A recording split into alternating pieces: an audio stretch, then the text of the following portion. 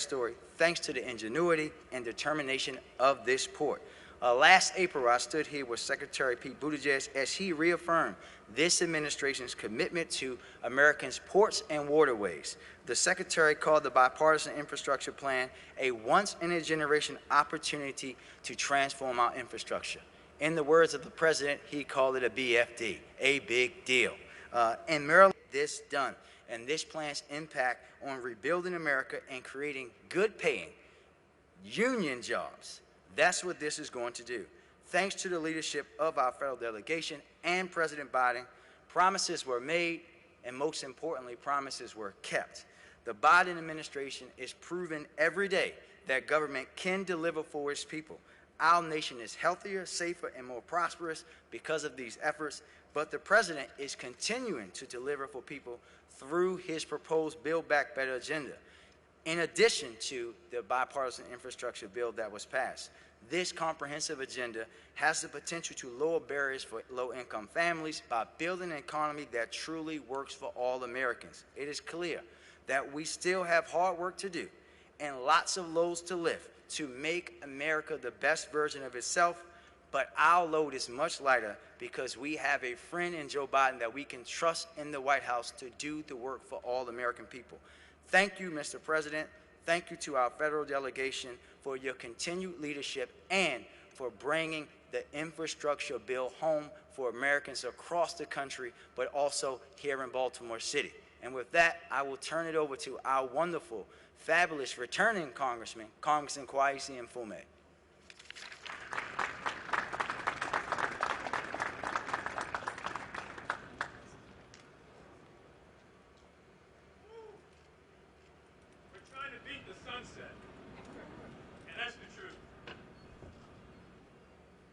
Hello, everyone. I'm just happy to join with the persons you've previously heard from, both the mayor and the governor, and those that you will hear from in just a moment, in welcoming President Biden back to Baltimore for the second time in 4 weeks, and thanking him for his leadership, his vision, and his guidance on this piece of legislation, which, as you all know, we have struggled with in the House of Representatives since the first week in August.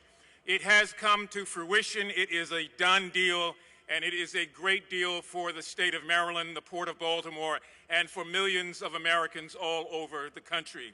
The sun is setting on the day, but it is rising on the ability of our nation to fix ourselves up again, to take care of bridges and roadways and highways and broadband. And it is rising again on the hope and the possibility that so many people will have an opportunity to be employed. We are not done. This is the first step, and it's a two-step process.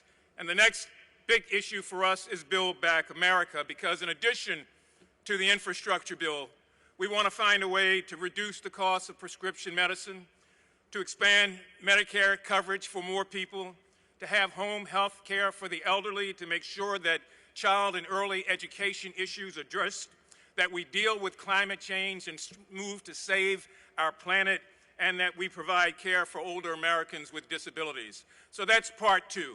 But today we're celebrating part one, this great infrastructure bill.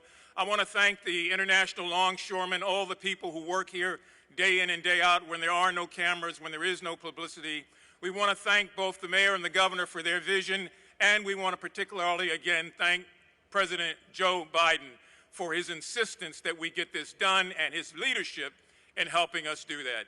It's my pleasure to bring forward now the Maryland senator, who we all know so well as Chris, but his actual name is Chris Van Hollen, and he's a leader in the Senate, and he's a good friend of all of us. Chris, please come to the stage.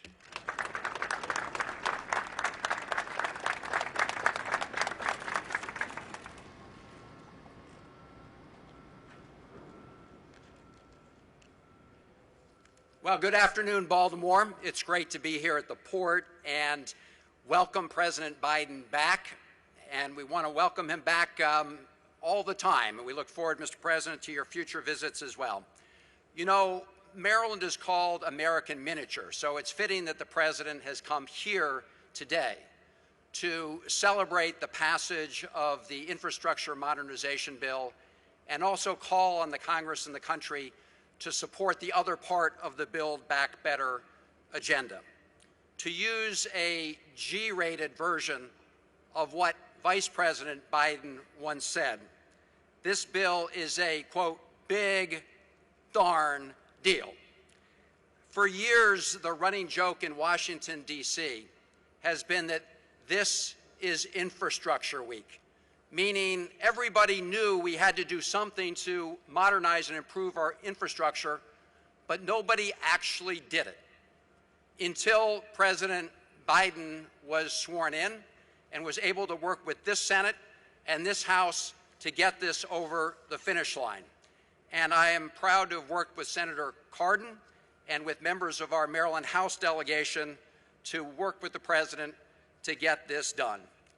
If you look at this infrastructure bill, it's going to bring $7 billion over the next 5 years to the state of Maryland to help repair our roads, our bridges, our tunnels, and put thousands more Marylanders to work on the infrastructure of the 21st century, building out high-speed internet, broadband to households and small businesses, and work to make sure that we have a clean energy grid and build out battery storage stations and charging stations.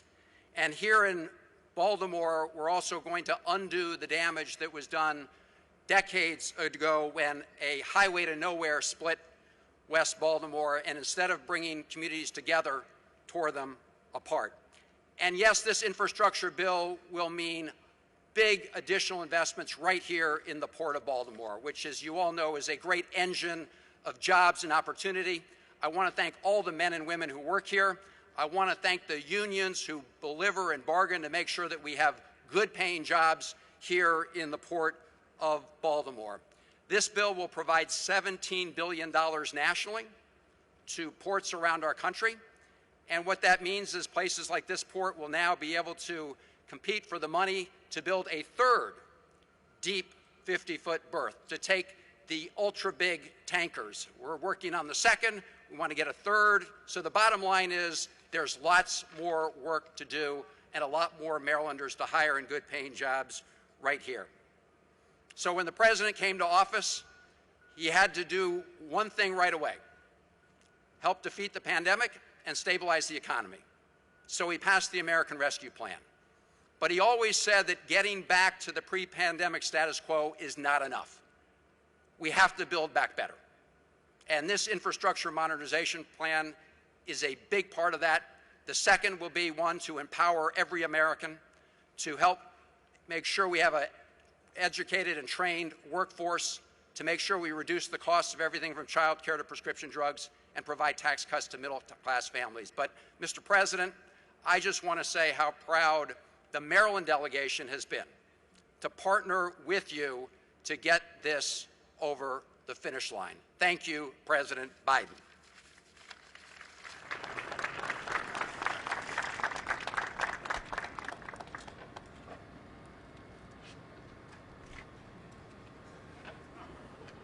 As you can see, we got a little bit out of order, but I want to welcome up a great colleague and partner, John Sarbanes. Hey everybody, this is a great day. This is a day we've been waiting for a long time. A lot of presidents over a lot of years have talked about investing in America's infrastructure. President Biden was the one who got it done. And we're very proud in Congress to have been working with him on this major set of investments. One of my proudest moments was last Friday at 12:30 in the morning when I cast my vote in favor of this Invest in America Act. I want to thank the leadership here at the Port of Baltimore, really unrivaled when you look across the country in terms of its management of this amazing resource for Maryland and really for the region and for the country. I want to salute the workforce, the professionalism, the skills that this workforce brings every day to the job is something we can all be incredibly proud of, and certainly the Maryland delegation talks about it every chance we get. This infrastructure bill, as has been mentioned, is going to invest in roads, bridges, tunnels, ports like the Port of Baltimore, broadband, and other things that can lift us up, public transit, railroads. It is going to be transformational for the country. There's no question about that. And the person we have to thank for that is the person that we're welcoming here today, President Joseph Biden, for his leadership on this. So, President Biden, thank you for coming back to Baltimore, as was mentioned, for the second time in the last few weeks. Thank you for shining a light on this port that we're all so incredibly proud of, and we look forward to working with the President to continue to make these life-changing investments for the American people. With that, let me introduce an incredible champion of the Port of Baltimore, Dutch Rupersberger.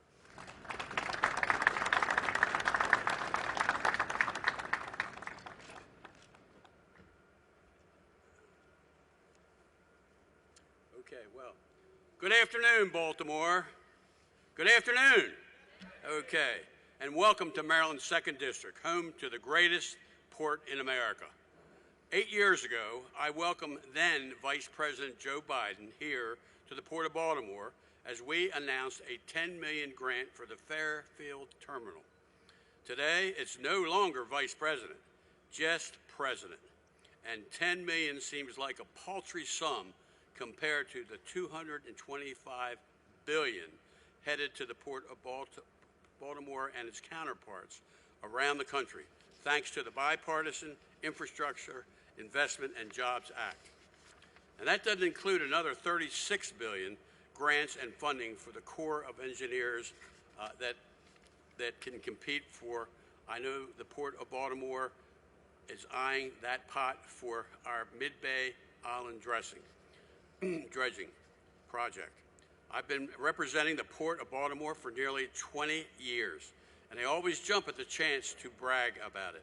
I'm so proud of what the port is achieving by investing in both technology and our union-backed workforce, as well as the private-public partnership that manages the port. The port is one of the largest job generators in the state of Maryland. Mr. President, your vision will make it even stronger. In Congress, I'm an appropriator, a steward of the taxpayers' money. It's a responsibility I take seriously, and as such, I'm always working to ensure we aren't just spending money, but we're investing in money. Clearly, rebuilding America's aging infrastructure is a safe investment. The return will be exponential. We're creating jobs, making our supply chains more resilient, and curbing inflation. I was proud to support the infrastructure deal in Congress without hesitation, and I look forward to supporting the rest of the Building Back Better agenda to keep Marylanders and our country moving forward. Thank you for being here. Now, I have the pleasure of introducing, who's going to help me? Well, thank you for being here, and anybody know who? What? In all seriousness, this is great. She's hooking me off the stage now. Okay, thank you for being here. We've got a lot looking forward to. Baltimore is great, and our port is great, and we're moving forward together. Thank you.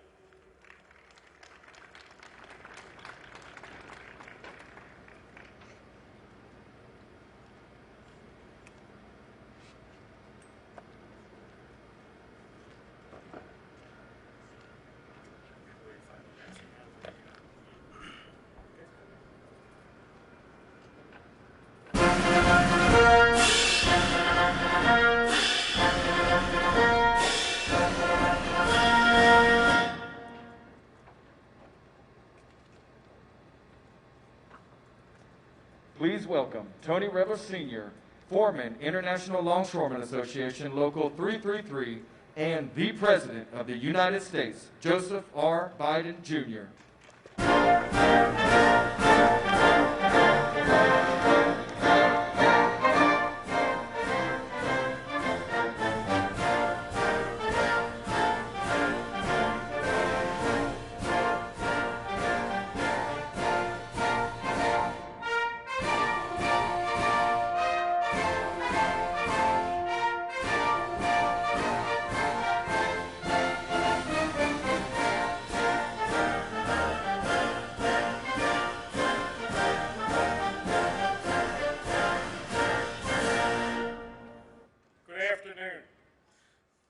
Tony Rebel Sr.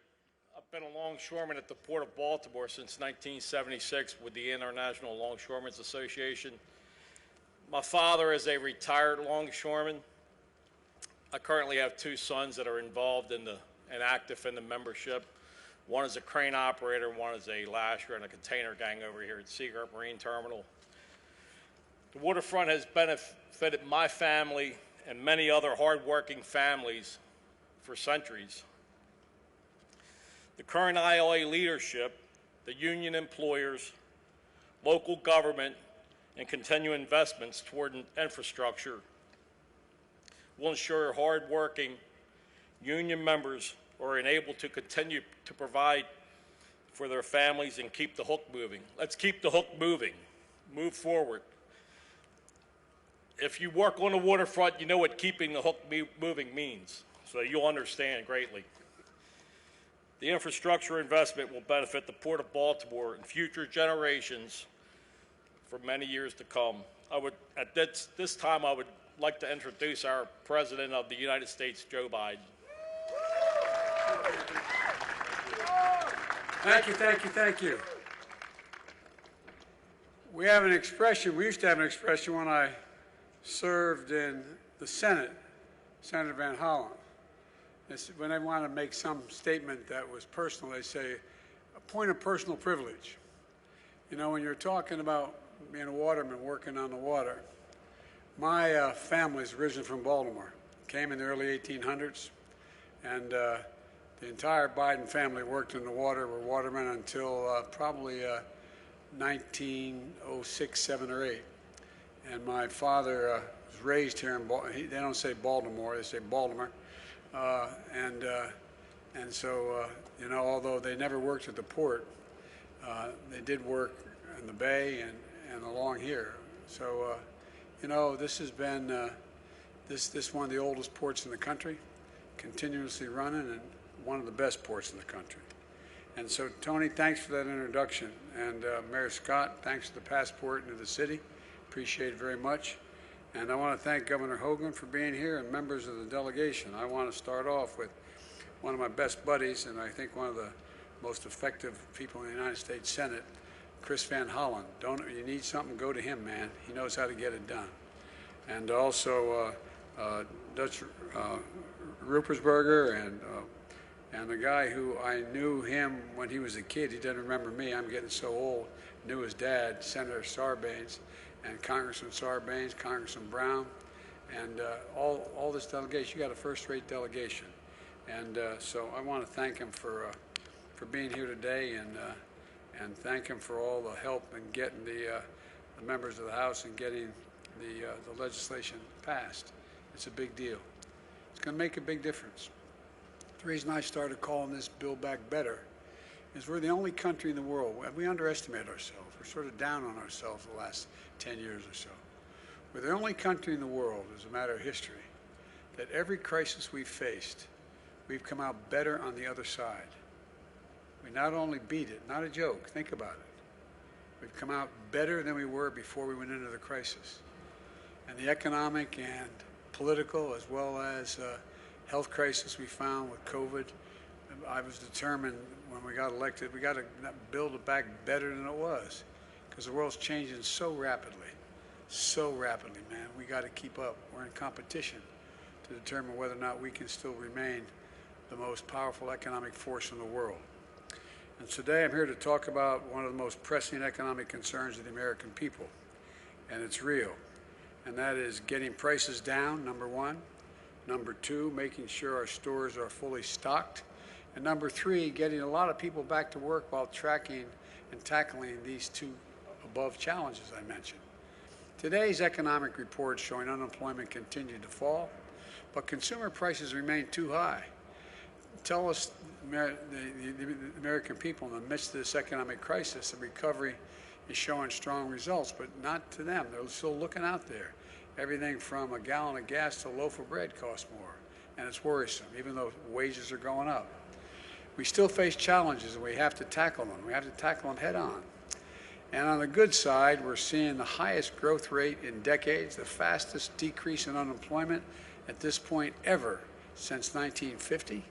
Jobs are up, wages are up, values are up, and savings are up. But we got problems too. Many people remain unsettled about the economy, and we all know why. They see higher prices. They go to the store online, or they go to the store or go online, and they can't find what they always want and when they want it. And we're tracking these issues and trying to figure out how to tackle them head on. My administration, with the help of the folks on my left over here, has a plan to finish the job of getting us back to normal from the pandemic and having a stronger economy than we ever had before. Let me explain the part that the ports play, why they're so critically important. It starts with a piece of good news. Infrastructure Week has finally arrived. How many times you hear over the last 5 years, Infrastructure Week is coming? Yeah, Anyway, but last week we took a monumental step forward as a nation. And we did something long overdue and long talked about in Washington, but almost never actually done. The House of Representatives passed my bipartisan infrastructure bill. Along with other plans that I'm advancing, this bill is going to reduce the cost of goods to consumers, businesses, and get people back to work, helping us build an economy from the bottom up and the middle out, where everybody's better off. You know, I'm tired of this trickle-down economy stuff. I come from Delaware, just across the line up here, and you know, we have more corporations in Delaware than every other nation in the state combined. And so I understand big business. The fact of the matter is, it's time they start paying their fair share. The fact is, you have 55 corporations last year that in fact made $40 billion, didn't pay a single penny in taxes. Nobody's gonna pay more. If you make less than 400 grand, you're not gonna pay anything more in taxes at all, period. Guaranteed, including gasoline tax, not gonna additional from a federal government standpoint. And so look, this is a once-in-a-generation investment to create good paying jobs, modernize infrastructure, turn the climate crisis into an opportunity. When I talk climate to other world leaders, I say, think one thing.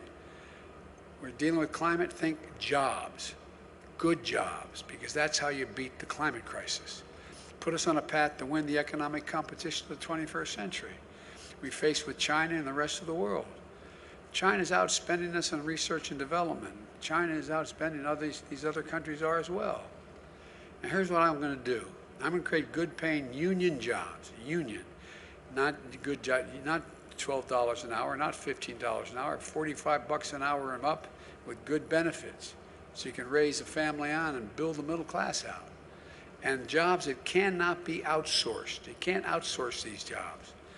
And I'm going to transform our transportation system with the most significant investment in passenger rail in the past 50 years. In roads and bridges, the most significant investment in 70 years. And investments in public transit we've done over the period. You know, it's going to modernize our ports with $17 billion in investment. $17 billion in investment. We're going to reduce congestion. We're going to address repair and maintenance backlogs, deploy state-of-the-art technologies, and make our ports cleaner and more efficient. And we're going to do the same with our airports and freight rail. We're going to create jobs replacing lead water pipes that are here in Maryland as well as every other state in the union that are poisoning our kids and others. We're going to make high-speed internet affordable and available to everywhere in America. Those of you who have kids in school, when we've been going this hybrid thing, some in class, some out of class, how many times, if you don't live in an area where you have high-speed internet you can afford, how many times you've driven your kids to the parking lot of McDonald's and sat there going off the McDonald's internet so you could hear? No, I'm not joking. Think of this, the United States of America, for God's sake. So folks, we're going to build the first ever national network of electric vehicle charging stations all across the country. IBW is going to put in 500,000 charging stations across the country. And guess what? That's in the Recovery Act. Excuse me, that's in the Build Back Better bill, which is not going to raise taxes 1 single cent. It's totally paid for by making taxes work for people who make over 400 grand and just do their fair share. I'm a capitalist, man. You should be able to be a millionaire or billionaire if you can, but pay your fair share. Pay something along the line. I'm going to get America off the sidelines on manufacturing. The manufacturing of solar panels, wind turbines, batteries to store energy and power the electric vehicles, from school buses to automobiles. We're also going to make historic investments in environmental cleanup and remediation, rebuilding resilience against superstorms and droughts and wildfires and hurricanes. I traveled all over the country this year. You know, there's literally $99 billion in losses because of storms this year. $99 billion. You ever think you'd hear somebody stand up and say the Colorado River is being drained? You ever think you'd go out, more wildfires in the West than the entire, and lost, land lost, homes lost, to burn to the ground. I've flown over in Marine One, than the entire state of New Jersey, from the Cape all the way to New York. That's how much we've lost in America. So far.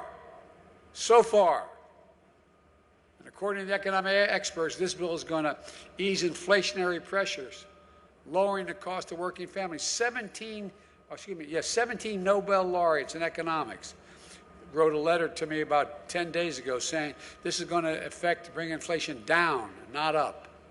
But best of all, the vast majority of these jobs we're going to create don't require a college degree. Don't require it. This is the ultimate blue-collar blueprint to rebuild America. I'm not waiting to sign a bill to start improving the flow of goods from ships to shelves. Yesterday, I announced a port plan of action. It lays out concrete steps for my administration to take over the next 3 months to invest in our ports and to relieve bottlenecks.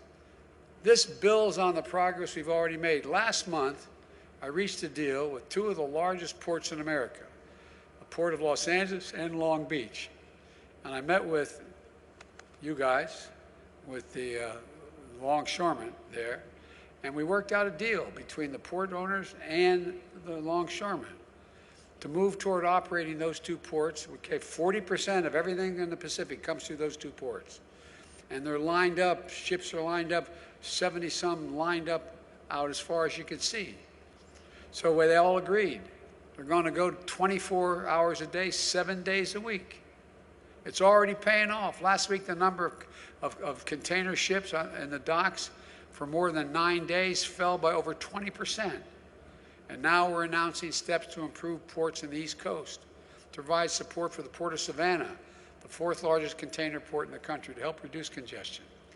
With our help, they now have the funds they need to set up 5 new inland port sites in Georgia and North Carolina so goods can get closer to their final destination more quickly. And other ports across the country will have the resources they need to make these kinds of immediate investments as well. The challenge we need to meet here, and that my plan is going to help address, has to do with the supply chain. You hear a lot about the supply chains in the news, but frankly, not a lot of people have a clear understanding, whether they have a PhD or they didn't go to school, about how a supply chain works. It says easy to talk about it, but what's the impact on the economy, let alone how to fix it? It's perfectly understandable because supply chains are incredibly complex. As long as goods and materials are getting where they need to go on time, there's usually no need to worry about the supply chains. But when global disruptions hit, like a pandemic, they can hit supply chains particularly hard. COVID-19 has stretched global supply chains like never before. And suddenly, when you go to order a pair of sneakers or a bicycle or Christmas presents for the family, you're met with higher prices and long delays, or they say they just don't have any at all. The reason for that last year has a lot to do with most companies how they make their products today. In simple terms, supply chain is just the journey that a product takes to get to your doorstep. Raw materials, plus labor, assembly, shipping, everything it takes to create the finished product. These supply chains are complex. Even products as simple as a pencil can have to use the wood from Brazil, graphite from India, before it comes together at a factory in the United States to get a pencil. Sounds silly, but that's literally how it happens. So if all of a sudden you got COVID crisis in Brazil, you can't get the product maybe because the plant shuts down. That's what's happening. Products like smartphones. often bring together parts from France, Italy, chips from the Netherlands, touchscreens from New York State, camera components from Japan, a supply chain that crosses dozens of countries. That's just the nature of a modern economy, the world economy. The global supply chains have helped dramatically bring down price we pay for things we buy. But they also made us much more reliant on what happens in other parts of the world. So if a factory in Malaysia shuts down due to a COVID outbreak, which they have, it causes a ripple effect that can slow down auto manufacturing in Detroit. Why? They can't get the computer chips they need. It's a climate disaster to close the port in China. It can delay shipment of furniture or clothing, reduce worldwide supply, and driving up prices here in America. And the irony is people have more money now because of the first major piece of legislation I passed. You all got checks for $1,400. You got checks for a whole range of things. If you're a mom and you have kids under the age of 7, you're getting $300 a month. And if it's over 7 to 17, you're getting $360 a month, like wealthy people used to do when they get back tax returns. It changes people's lives. But what happens if there's nothing to buy, you got more money, you compete for getting it there, it creates a real problem. So on the one hand, we're facing new disruptions to our supplies. At the same time, we're also experiencing higher demand for goods because wages are up, as well as people have money in the bank. And because of the strength of our economic recovery, American families have been able to buy more products. But guess what? They're not going out to dinner and lunch and going to local bars because of COVID. So what are they doing? They're staying home, they're ordering online, and they're buying product. Well, with more people with money buying product and less product to buy, what happens? The supply chain's the reason, and the answer is you guys. I'll get to that in a minute, but what happens? Prices go up. So we got nearly 20% more goods coming into the country than we did before the pandemic struck. In 19 days, COVID-19 has changed the way we spend our time and our money. More products are being delivered than ever before. That's because people have a little more breathing room than they did last year, and that's a good thing. But it also means we got higher demand for goods at the same time we're facing disruptions in the supplies to make those goods. This is a recipe for delays and for higher prices, and people are feeling it. They're feeling it. Do you ever think you'd be paying this much for a gallon of gas? In some parts of California, they're paying $4.50 a gallon. That's why it's so important that we do everything in our power to stabilize the supply chain. And here's the good news. Yesterday, I spoke with the CEOs, personally spoke with the CEOs of the major retailers, Walmart, Target, and the leading freight movers, FedEx and UPS. They assured me that the shelves will be stocked in stores this holiday because they signed on a 24/7 as well. They signed on a 24/7. And they provide more avenues. They're getting more of their containers off the ports quicker than ever before. Because a lot of stuff on the ports that was sitting around, staying there. Why? Because it no longer was the product they need at this moment. And it doesn't cost them anything to leave them sitting at the port rather than in their warehouses.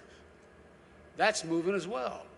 Part of the reason why is because my port envoy, John Picari, who was Secretary of Transportation here for 2 governors, John has worked with the operators, the shippers, shipping companies and unions, and retailers to speed commerce so they can get products to stores and to your doors and to get the shelves fully stocked this holiday season. Instead of pointing fingers, we're seeing folks start to work together. Railroads, ocean liners, labor, state and local governments. The progress has already begun, and now we've passed the bipartisan infrastructure bill, the deal. It's only going to accelerate. You've heard me say it before. Infrastructure used to be rated in the United States as the best in the world when I got to the Congress. But today, according to the World Economic Forum, you know where we rank in infrastructure? 13th in the world. 12 countries in the world have more modern, efficient infrastructures than the United States of America. By investing in our roads, our bridges, our ports, and so much else, this bill is going to make it easy for companies to get goods to market more quickly. Here in Baltimore, you've got a port that's older than America itself. and it's been operating for 315 years. By the way, got any Marines here? Any former Marines? Raise your hand. Well, if you're here as a Marine, happy birthday. It's your 247th birthday of the United States Marine Corps. They deserve some applause. Look, this port is connected to the nation's oldest rail line, the B&O Railroad, which in turn relies on the tunnels that are about 126 years old, those tunnels, okay? The tunnel has become a major bottleneck to the port. Now, the Port of Baltimore will be getting a $125 million grant to upgrade that tunnel. So freight trains can come double stacked through that tunnel. Double stacked with these cars, with containers on top of them. Twice as much. And move out a hell of a lot more quickly if they're imports going out, but if they're exports going across the ocean. And that means in addition to more good jobs being filled, more products on shelves, delivery faster and lower prices, it's about taking a long-term view of our economy to deliver lower cost, more jobs, and ensure our shelves are stocked with product. And the longer-term view means building greater resilience to withstand both the shocks and disruptions that we can anticipate as the world continues to change. Pandemics, weather extremes, cyber attacks, whatever else comes our way, and they're all going to come our way. You know it. We need to be ready. We need companies throughout the supply chain to create and support good-paying jobs for people that they can grow in, build skills in, join a union, make a decent living. That's when disruption hits. So when disruption hits, companies can quickly adapt because they're invested in their workers, their skills, their training, and a strong foundation of what I always think unions in my family, I think of dignity and respect. That's what it's about, dignity and respect. Taking a longer-term view also means making Buy American, not just a promise, but an ironclad reality. When I got elected, I said, I get to spend, quote unquote, $600 billion a year money, making everything from aircraft carriers to balloons. But guess what? So much of it has been going out and getting foreign contractors to do it. Well, this administration has been doing, we set a new rules to strengthen our domestic supply chains with new Made in America office within the White House. Never again should our country be left unable to produce critical goods because we don't have access to the materials we need. Never again should we have to rely on one company or one country, particularly when the country doesn't share our values. I've said it before, we're in a competition for the 21st century, and who's going to own it? America still has the most productive workers in the world and the most innovative minds in the world. That's not hyperbole, that's a fact. But other countries are closing in. We risk losing our edge if we don't step up now. This bipartisan infrastructure bill is a major step forward. Represents the biggest investment in ports in American history. And for American families, it means products moving faster and less expensively from factory floor through the supply chain to your home. The bottom line is this. With the bill we passed last week and the steps we're taking to reduce bottlenecks at home and abroad, we're set to make significant progress. We're already in the midst of historic economic recovery. And thanks to those steps we're taking, very soon we're going to see the supply chain start catching up with demand. So, not only will we see more record-breaking job growth, we'll see lower prices, faster deliveries as well. This work is going to be critical as we implement the infrastructure bill and as we continue to build the economy from the bottom up and the middle out by passing the Build Back Better plan. We need to unlock the full might and dynamism of our economy, guys, and of our people. I really mean it. And with this plan, we've set in motion that's what's exactly we're going to do. We're going to build a better America, not a joke. We're going to lead the world again, not a joke. We're going to be in a position where we once again own the 21st century. Because when we own it, everybody does better. Everybody, not only America, but around the world. Sorry it takes so long. The sun's down. You don't have any sweater on. You're going to freeze. I'm going to stop talking. Man with as little hair as mine just took his hat off. I put it back on. You're going to get cold if I don't get stepped down. But look, all kidding aside, I want to particularly thank the longshoremen. You guys, as an old expression up in Claymont, Delaware, I was from, you all brung me to the dance, man. You've stuck with me from the first time I ran. And you've stepped up every time you've been asked. Every time you've been asked. And I want to personally thank you while I'm standing in front of you. God bless you all, and God bless all the workers to keep our economy going. And may God protect our troops. Thank you so very much.